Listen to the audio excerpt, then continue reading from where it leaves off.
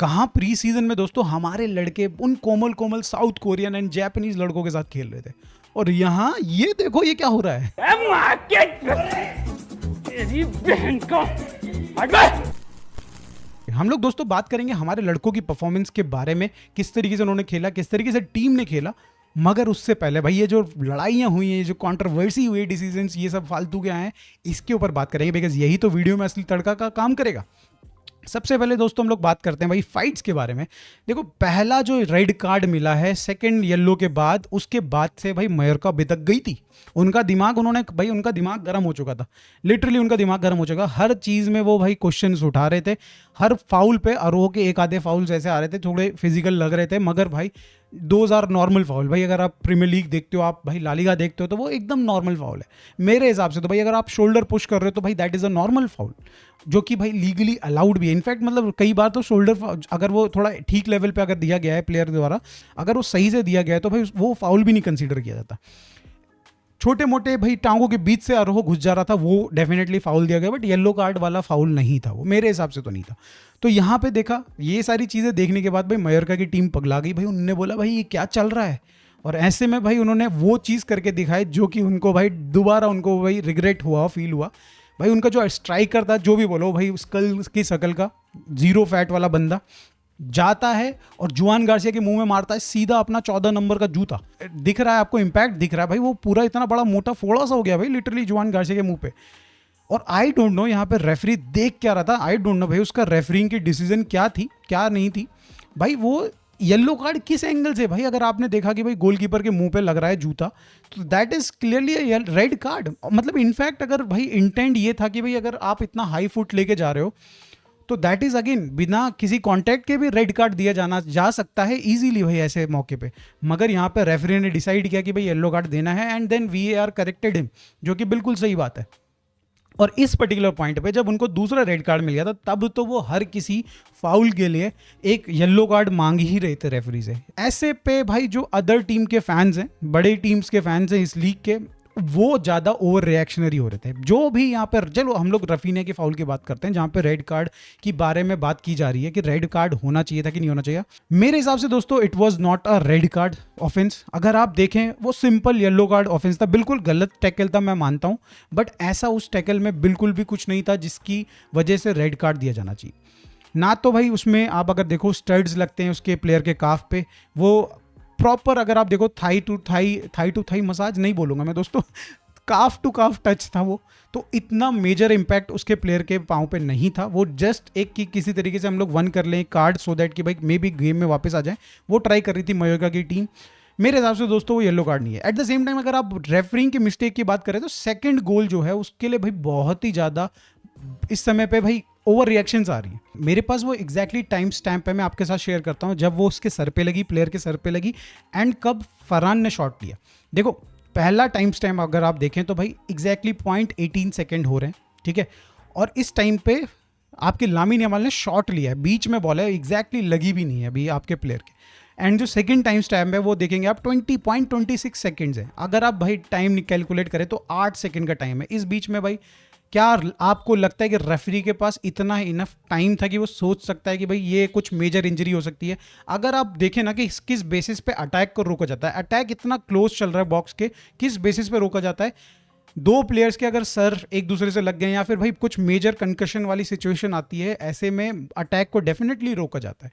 But ये normal case है कि भाई बॉल सर पे लगना इज़ नॉर्मल, छाती पे लगना इज़ नॉर्मल भाई।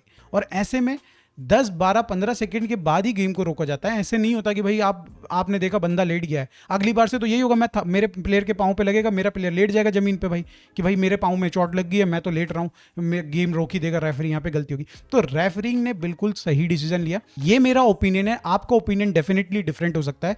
आप गालियाँ मत दीजिएगा कमेंट में प्लीज़, एंड अपना एक्सप्लेनेशन दे दीजिए कि किस रीज़न से आप मानते कि वो जो मतलब बेसिकली वहाँ पे गेम रोकना चाहिए था रेफरी को। एंड अगर आपका कमेंट सही लगा मुझे, अगर मैं समझ पाया कि आपकी थिंकिंग सही है, तो मैं आपको भाई आपका कमेंट को पिन कर दूंगा या फिर आपको मैं एक रिप्लाई दे दूंगा। अब दोस्तों हम लोग मूव ऑन करते हैं। मेजरली हमने कंट्रोवर्सीज एंड भाई वो जो डिसीजन थे उनको हमने कवर कर ही लिया है। मेरा ओपिनियन मैंने शेयर कर ही दिया आप लोगों के साथ। सबसे पहला गोल रफीनिया का, जो वो गोल इतना बढ़िया पास पिन पॉइंट एक्यूरेसी के साथ लामिन यमाल ने दिया। बाय द वे 3 प्लेयर्स थे, 3 प्लेयर्स थे बॉक्स के अंदर जो रफीनिया से पहले थे, ठीक है। और रफीनिया का वो रन, जिस तरीके से उसने बिल्कुल टाइमली रन निकाला एंड पिन पॉइंट एक्यूरेसी के साथ जो यहाँ पे लामिन यमाल ने बॉल डाली, दैट वाज प्योर मैजिक। मतलब ये जनरली देखने को नहीं मिलता है भाई। विंगर्स और अटैकर्स, स्ट्राइकर्स मरते हैं इस तरीके के पास के लिए कि कोई हमें ऐसी बॉल बना के दे दे, और एक तरफ भाई 18 साल का लड़का आपको पिन पॉइंट एक्यूरेसी के साथ बॉल निकाल के दे रहा है। पहला by the way assist in his 10 number Jersey, अभी तक का पहला असिस्ट है। ऑब्वियसली हम लोग प्री सीजन को काउंट नहीं करते हैं।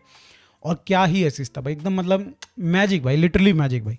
दैट वाज अ प्योर गोल भाई, एकदम मतलब आप देख रहे हो टीम केमिस्ट्री दिख रही है। और लामिन यमाल को पता है कि भाई रफीनिया पहुंच जाएगा, जहाँ पे भी मैं बॉल डाल रहा हूँ वहाँ पहुंच जाएगा किसी भी हाल में। रफीनिया को भी पता है कि मैं रन बना रहा हूँ तो लामिन यमाल मुझे करेक्टली पिक कर लेगा।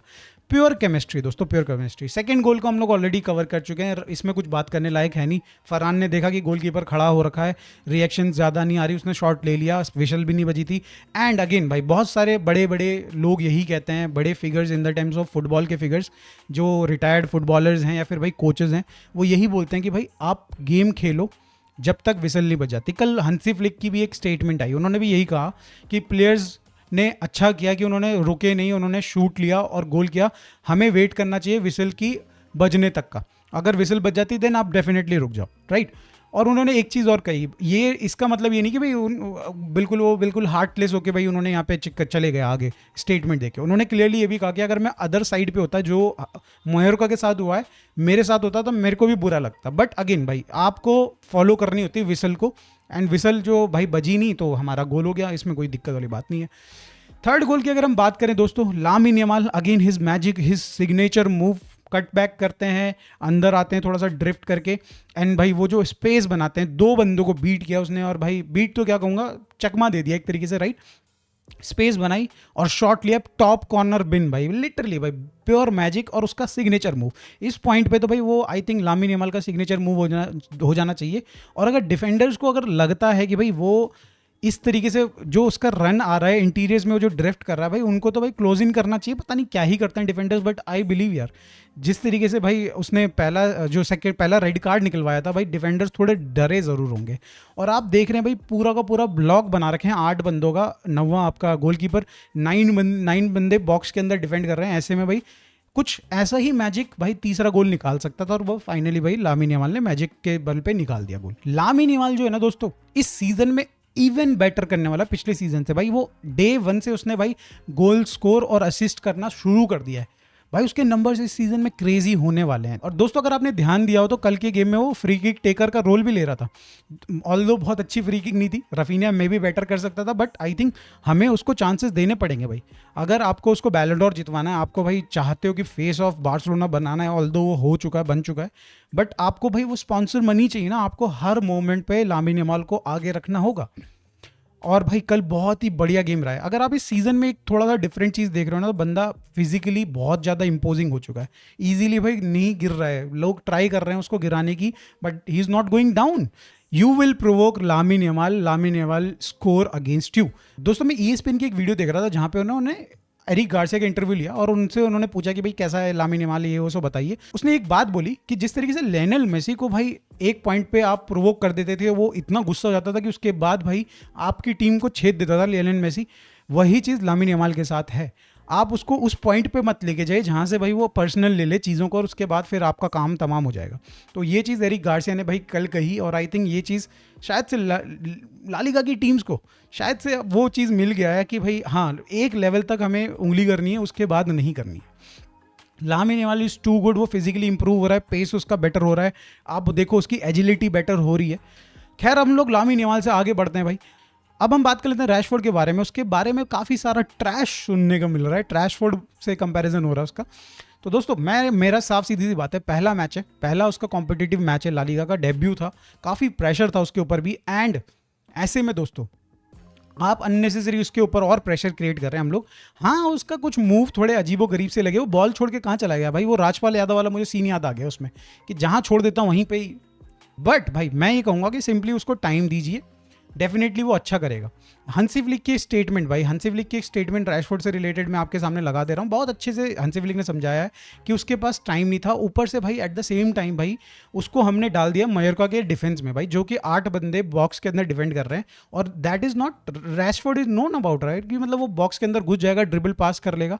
रैशफोर्ड को चाहिए स्पेसेस, थोड़े से स्पेसेस चाहिए। एक दो जगह पे मुझे पर्सनली लगा कि भाई थोड़ा स्पेस में भी थोड़ा सा था, थोड़ा सा था, और रैशफोर्ड को वहाँ पे शॉट ले लेना चाहिए था। बट चलो ठीक है, आई बिलीव सो भाई, वो ज़्यादा बेटर जानते होंगे, फुटबॉलर्स इतने हाई लेवल पे खेलते हैं, हाई इंटेंसिटी गेम पे खेलते हैं, हमें क्या पता, हम तो भाई ऊपर से कैमरे से देख रहे हैं राइट। बट मेरे हिसाब से मैं तो उसको 4-5 गेम ईजिली देने वाला हूँ, उसके बाद ही मैं जज करूंगा रैशफोर्ड को। अगले प्लेयर के बारे में बात करें तो भाई रफीनिया, ऑल दो उन्होंने गोल स्कोर किया कल के गेम में, बट 2 इजी चांसेस मिस कर दिए भाई। वो गोल के सामने बंदा खड़ा है और 2 कॉर्नर पे वो जो बॉटम कॉर्नर मारना चाह रहा था, मुझे ये पर्सनली लगा कि भाई शायद से मार सकता था। रफीनिया को हमने देखा है, बट भाई again this is what Barcelona is, हम लोग बहुत इजी चांसेस मिस कर देते हैं, बट देन भाई कहीं ना कहीं से कुछ मैजिकल टच आता है और भाई हम लोग गोल स्कोर कर देते हैं। साथ में दोस्तों हम लोग उसी पोजीशन में खेलने वाले फरमीन की बात करें तो दोस्तों मुझे अगेन उतना इंप्रेस मैं फरमीन से नहीं हुआ कल की गेम में, उतना जो जिस लेवल का प्री सीजन पे परफॉर्म कर रहा था ऑब्वियसली उस लेवल पे परफॉर्म नहीं कर पाए कल Fermin. At the same time we can understand कि ऐसा क्यों हुआ, बिकॉज ऑब्वियसली लो ब्लॉक बैठा था,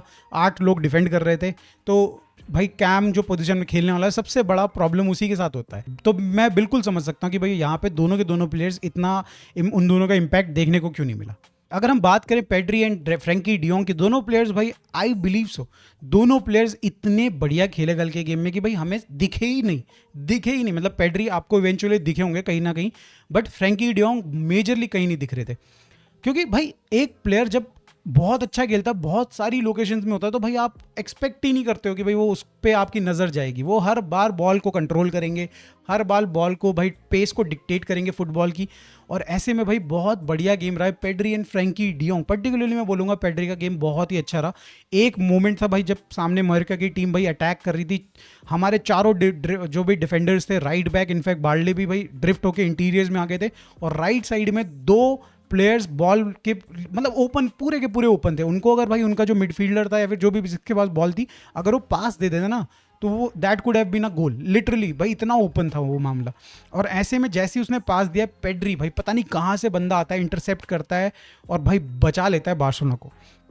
तो दैट टेल्स यू कि भाई बंदा सिर्फ फॉरवर्ड पासेज में, भाई आगे क्रिएटिविटी में, इन सब में अच्छा नहीं है भाई, डिफेंसिवली भी बार्सिलोना को हेल्प करता है भाई, काफ़ी सारे इंटरसेप्शन करता है। पिछले सीजन में अगर आप देखें तो एक स्टैट है बॉल पोजीशन 1 करके इन देयर हाफ, तो वहाँ पे पेड्री टॉप कर रहे थे और सेकंड नंबर पे काइसेडो थे।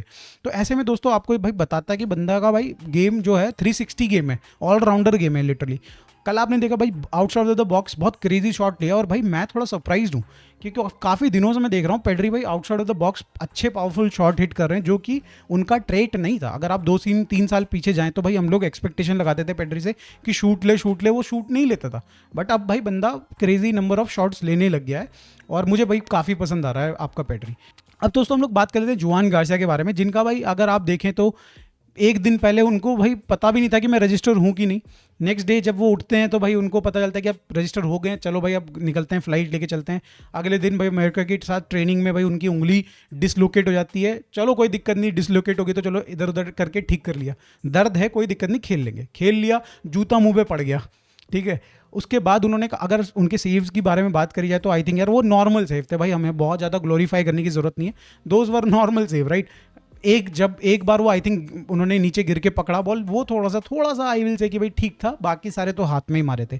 But overall I will say कि भाई उसकी परफॉर्मेंस बहुत अच्छी रही। किस बेसिस में मैं बोल रहा हूँ, अगर आप बोलो उसकी डिस्ट्रीब्यूशन, एक बार याद होगा आपको बॉक्स से बाहर निकल के शॉट लेता है, आई थिंक रैशफोर्ड के पास जाती नहीं, आई थिंक वो रफीनिया के पास बॉल जाती है, रफीनिया गिर जाते हैं, सामने डिफेंडर उनको गिरा देता है, but that was one of the जो डिस्ट्रीब्यूशन उसके बहुत अच्छे हैं। और इस पूरे के पूरे प्री सीजन में भाई मैं ये पर्टिकुलरली आपको बात बोलता आया हूँ कि भाई जुआन गार्सिया की जो डिस्ट्रीब्यूशन है बहुत ही अच्छी है, हाथ से बोलो या फिर भाई पाँव से बोलो, दोनों केसेस में पासेस बहुत प्यारे निकाल रहा है। तो overall I was impressed, I am impressed with जुआन गार्सिया परफॉर्मेंस। भाई उसका वो मुंह वाला जल्दी ठीक हो जाए भाई, इतना क्यूटी फेस है भाई का, ये सब चीज़ें भाई अच्छी नहीं लगती राइट।